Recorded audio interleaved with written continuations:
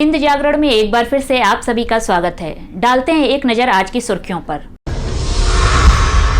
United nation security council के meeting की अध्यक्षता करेंगे प्रधानमंत्री नरेंद्र मोदी। भारी बारिश का कहर जारी। विदिशा में हुआ एक भीषण सड़क हादसा।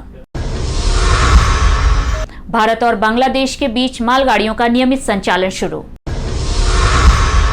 अफगानिस्तान में सरकारी फोर्सेज ने जंग तेज की। पीवी सिंधु ने ब्रॉन्ज मेडल अपने नाम किया।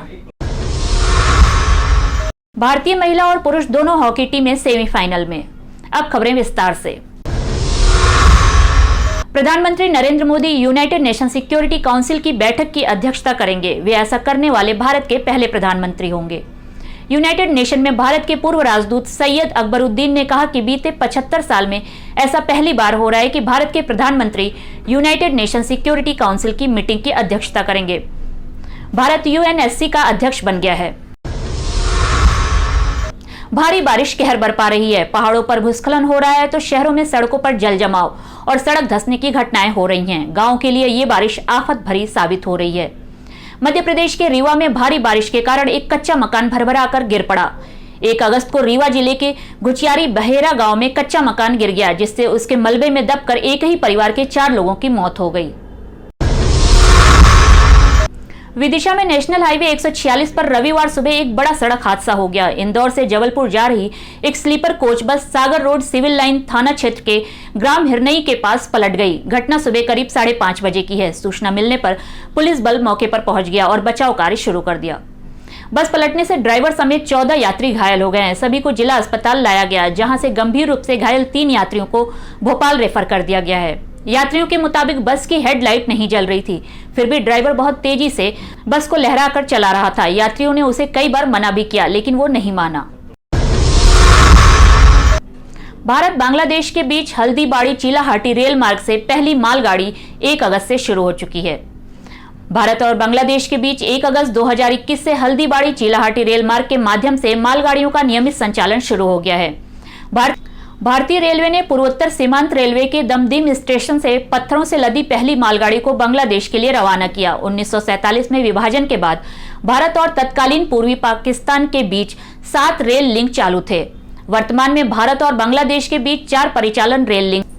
ये 4 रेल लिंक हैं: पेट्रोलपोल भारत, बेनापोल बांग्लादेश में, गेदे भारत, दर्शन बांग्लादेश में, सिंहाबाद भारत, रोहनपुर बांग्लादेश में, राधिकापुर भारत में और बिरोल बांग्लादेश।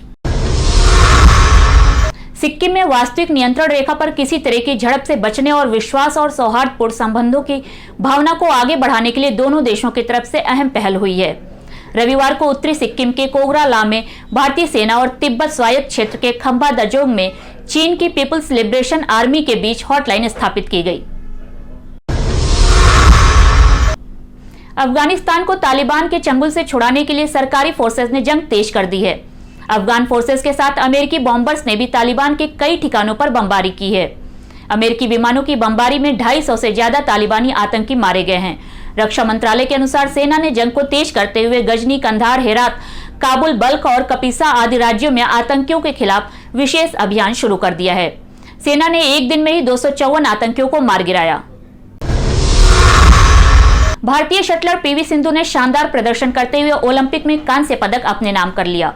रविवार को उन्होंने कांस्य पदक के लिए खेले गए मुकाबले में चीन के ही बिंग जियाओ को 21-13, 21-15 से हराया। पीवी सिंधु की जीत पर राष्ट्रपति रामनाथ कोविंद और पीएम नरेंद्र मोदी ने उन्हें जीत की बधाई दी। पीवी सिंधु ओलंपिक में 2 पदक जीतने वाली दूसरी भारतीय बन चुकी हैं। इनसे पहले पहलवान सुशील कुमार सिंह ये कारनामा कर चुके हैं। सुशील ने बीजिंग ओलंपिक 2008 में कांस्य और लंदन ओलंपिक में रजत पदक जीता था। भारतीय महिला और पुरुष दोनों हॉकी टीमें सेमीफाइनल में अपनी जगह बनाने में कामयाब हो गई हैं। भारतीय पुरुष हॉकी टीम के कप्तान मनप्रीत सिंह ने टोक्यो ओलंपिक खेलों के सेमीफाइनल में जगह बनाने पर खुशी जताई। उन्होंने कहा कि उनके खिलाड़ियों ने अंतिम 4 में पहुंचने के लिए खुद को लगभग मार ही डाला। उन्होंने टीम की कामयाबी का श्रेय खुद पर भरोसे को दिया। भारत ने ग्रेट ब्रिटेन को 3-1 से हराकर 49 साल बाद ओलंपिक सेमीफाइनल में जगह बनाई है। इससे पहले भारतीय हॉकी टीम आखिरी बार 1972 के खेलों में अंतिम 4 में पहुंच पाई थी। तब पाकिस्तान ने उसे 2-0 से हरा दिया था। हालांकि 1980 में भारत ने गोल्ड मेडल जीता था, लेकिन तब सेमीफाइनल मैच नहीं हुए थे। टोक्यो ओलंपिक खेलों के दौरान रविवार को ट्रैक एंड फील्ड इवेंट के दौरान एक अद्भुत दृश्य देखने को मिला। यहां पर पुरुषों की हाई जंप स्पर्धा के दौरान कतर के मुताजा ईसा बर्शीम और इटली के गियान मार्को टेम्ब्री ने गोल्ड मेडल शेयर किया। इस मुकाबले के दौरान दोनों बराबरी पर छूटे थे और जब दोनों के सामने जंप ऑफ का प्रस्ताव रखा गया तो बर्शीम ने गोल्ड मेडल शेयर करने की बात की। मंजूरी मिलने पर दोनों खिलाड़ियों ने मेडल को शेयर कर लिया। इसके बाद दोनों ही भावुक हो गए और एक दूसरे को गले लगाकर जश्न मनाते दिखे।